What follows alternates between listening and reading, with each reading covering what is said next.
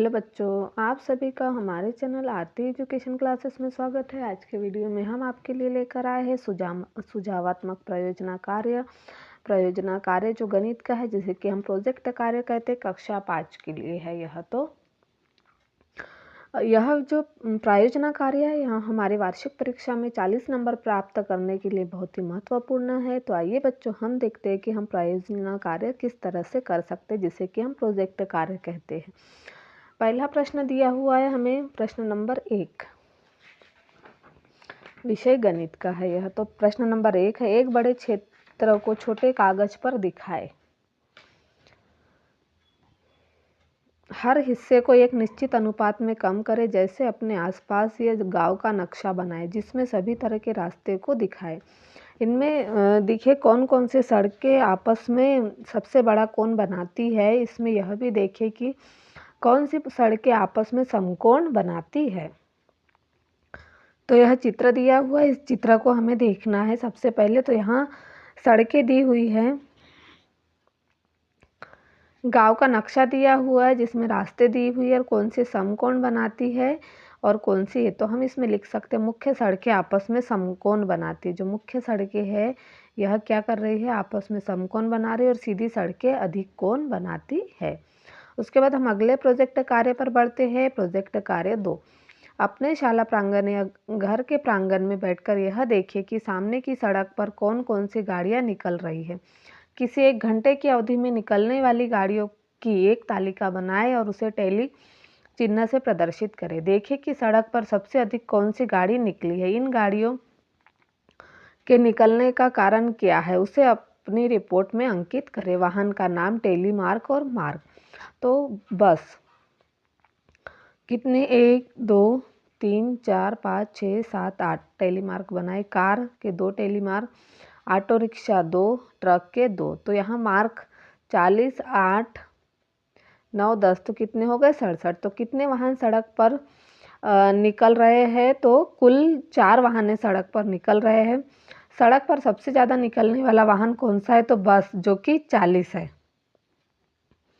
बस कितनी निकल रही है, 40। यह सर्वे कहाँ से किया गया, तो यह सर्वे शाला से घर तक का किया गया। तो इस तरह से हम प्रोजेक्ट कार्य 2 को कर सकते।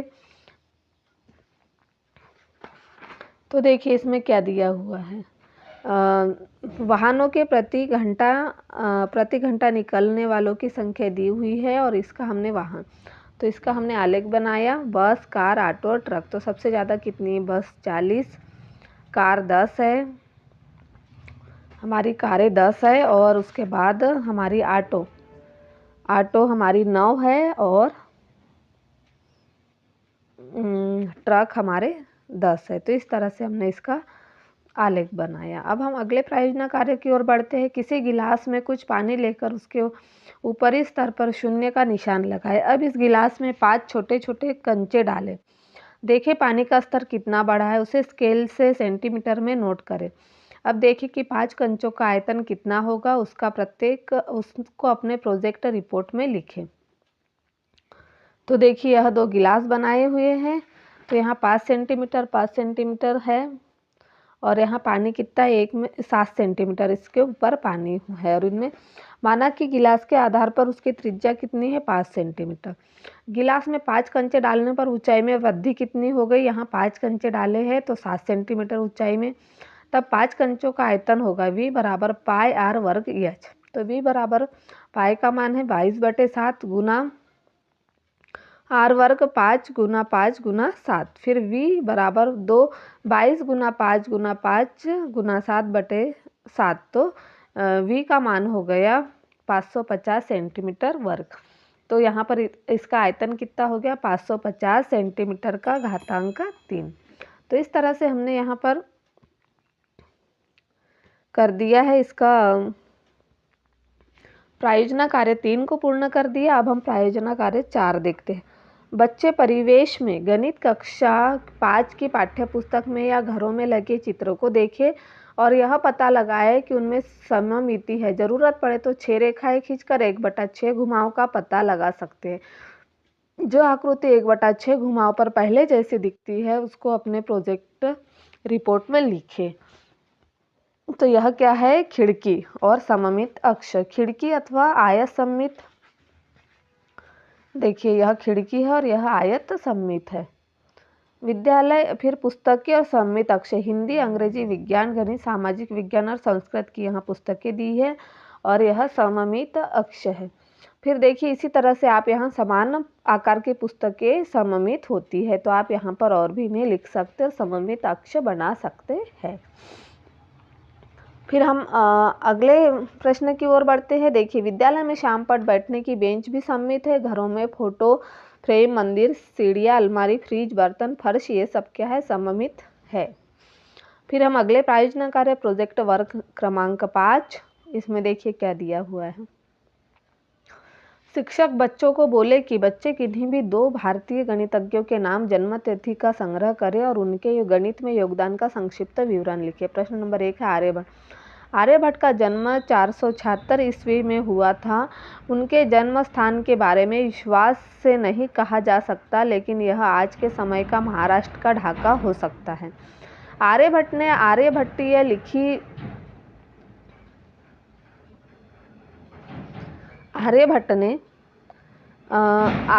लिखी, जिसमें गणित के बुनियादी सिद्धांत 332 श्लोकों के माध्यम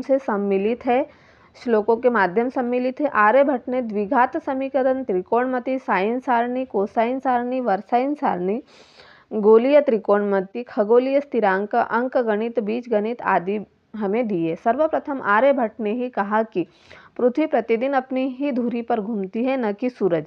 उन्होंने वैज्ञानिक रूप से सूर्य और चंद्र ग्रहण की अवधारणा को समझाया था और यह चित्र जो बनाया है हमने, यह आर्यभट्ट का है। उसके बाद दूसरे गणितज्ञ है भास्कराचार्य।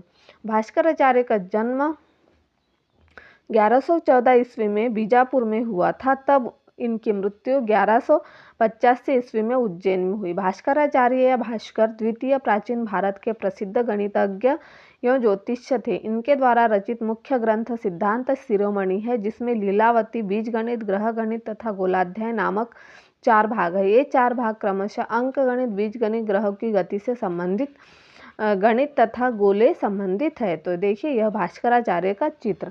तो हमारा जो प्रायोजन कार्य प्रोजेक्ट कार्य का 5वां प्रश्न था, 2 गणितज्ञों के नाम, उनकी जन्मतिथि और उन्हें जो संग्रह किया है उसके बारे में हमने यहाँ लिखा है और उनके चित्र भी आपको यहाँ पर उनकी फोटो बताई है। तो इस तरह से आप ये प्रायोजन कार्य जो है के 5 प्रश्न पूर्ण कर लीजिए।